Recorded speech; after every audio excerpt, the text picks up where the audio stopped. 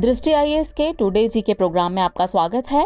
शुरुआत करते हैं पिछले अभ्यास प्रश्न से, जिसमें हमने आपसे पूछा था भूजल पर संयुक्त राष्ट्र जल शिखर सम्मेलन 2022 किस शहर में आयोजित किया गया।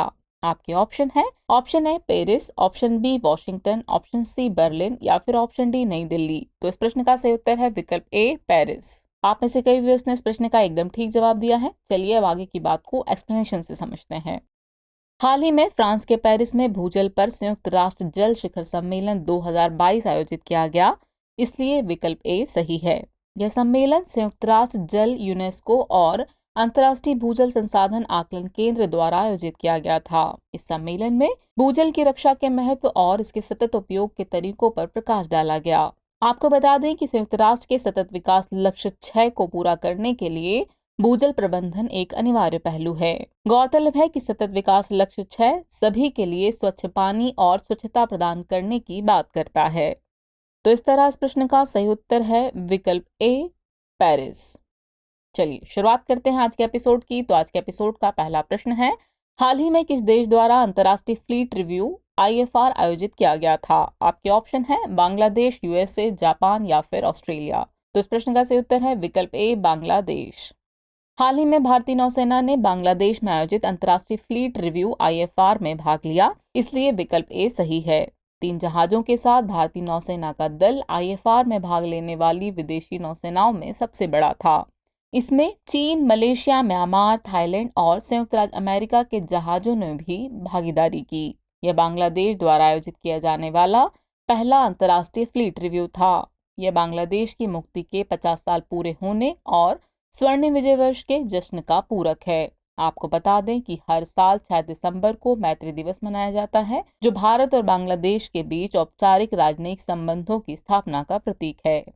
इस तरह इस प्रश्न का सही उत्तर है विकल्प ए बांग्लादेश।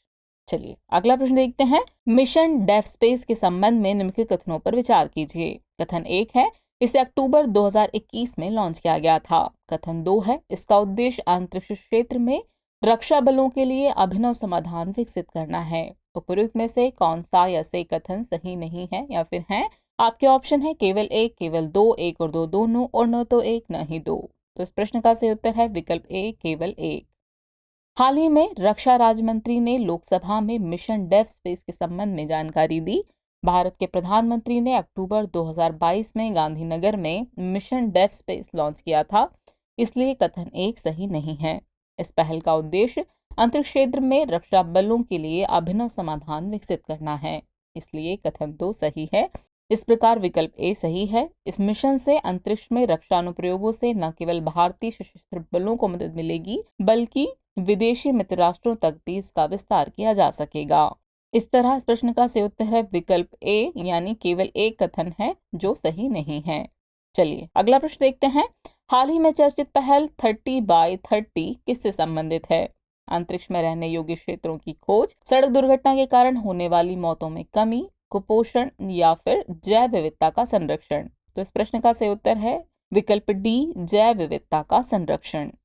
कनाडा के मॉन्ट्रियल में चल रहे COP15 शिखर सम्मेलन में 30x30 पहल पर फोकस होने की उम्मीद है। 2030 तक भूमि और महासागरों के कम से कम 30% भाग की रक्षा करने के लिए 30x30 पहल की परिकल्पना की गई है।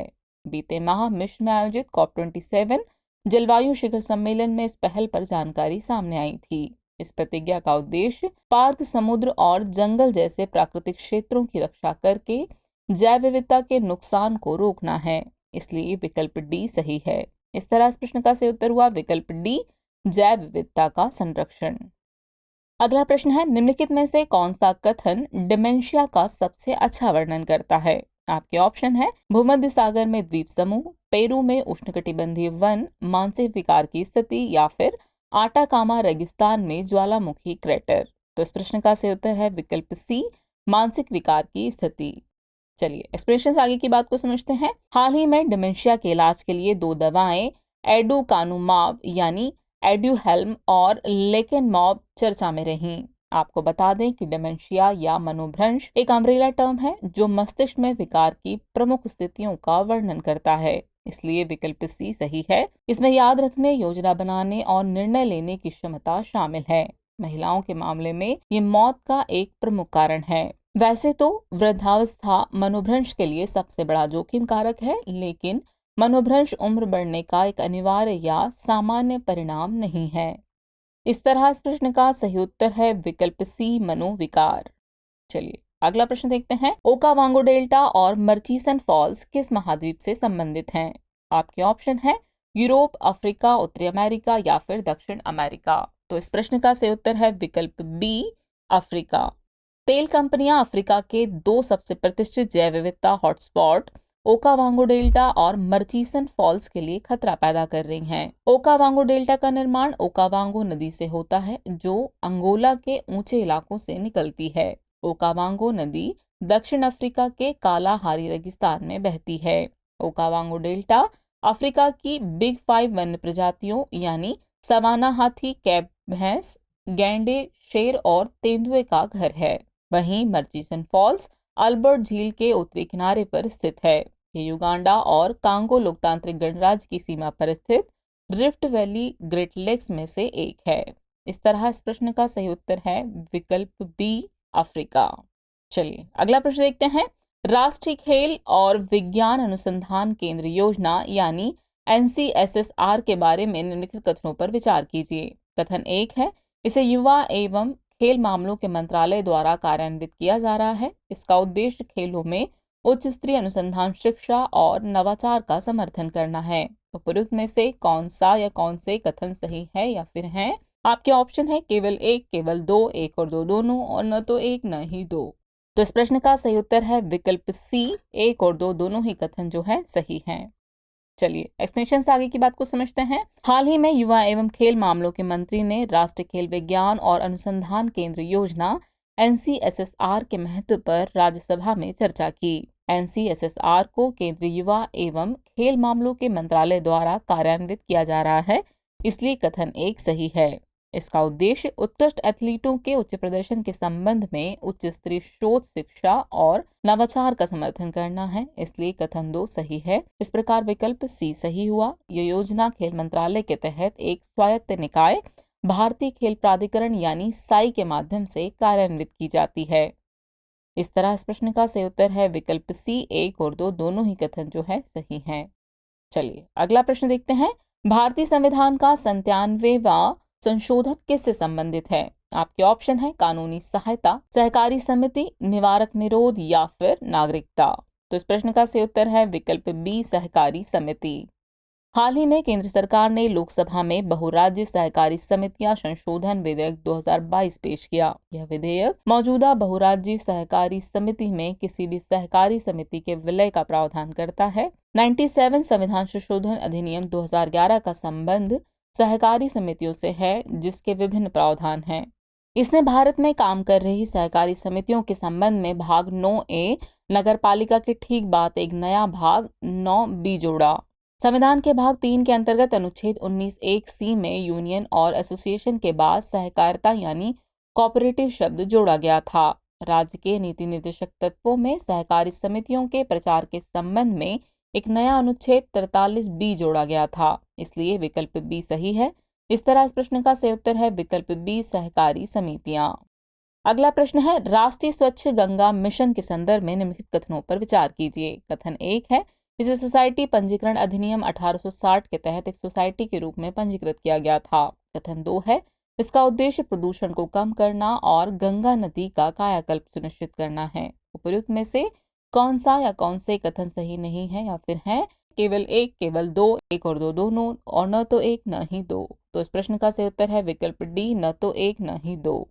हाल ही में केंद्रीय जल शक्ति मंत्री ने राष्ट्रीय स्वच्छ गंगा मिशन NMCG की टास्क फोर्स की 10वीं बैठक की अध्यक्षता की।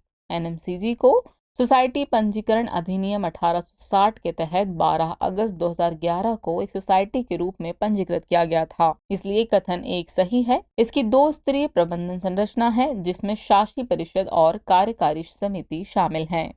इस परियोजना के परिचालन क्षेत्र में गंगा बेसिन और वे सभी राज्य शामिल हैं जिनसे होकर ये नदी बहती है। इसमें दिल्ली भी शामिल है। इस मिशन का उद्देश्य प्रदूषण को कम करना और गंगा नदी का कायाकल्प सुनिश्चित करना है, इसलिए कथन 2 सही है। इस प्रकार इस प्रश्न का सही उत्तर है विकल्प डी, यानी कि न तो एक न ही दो।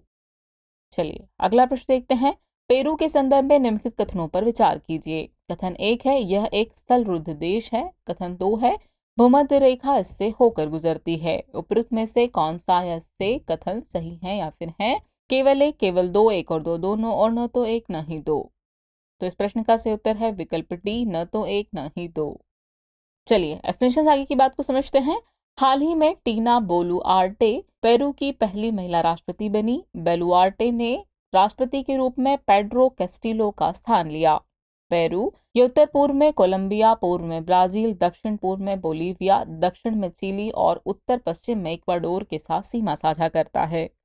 पेरू की पश्चिमी सीमा प्रशांत महासागर से लगती है, इसलिए कथन 1 सही नहीं है। इक्वाडोर, ब्राजील, कोलंबिया और गैबोन ही ऐसे दक्षिण अमेरिकी देश हैं जहां से भूमध्य रेखा गुजरती है, इसलिए कथन 2 सही नहीं है। इस तरह इस प्रश्न का सही उत्तर हुआ विकल्प डी, न तो एक न ही दो।